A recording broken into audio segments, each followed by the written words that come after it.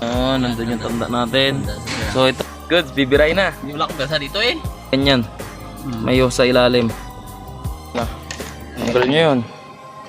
So, ang papalitan lang kasi talaga natin is ito. Ito na yan. Assembly. Okay, go. Pakita mo nga sir kung paano sir. Kasi hindi ko alam ba.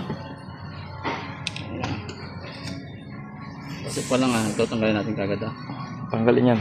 Ito Ayan, tanggal natin yung floater. butter lang Tulak lang Tulak ko ba? All goods. Safety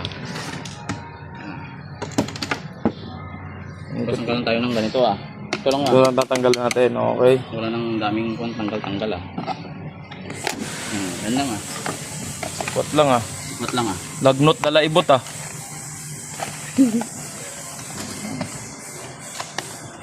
Sira lang siya masira.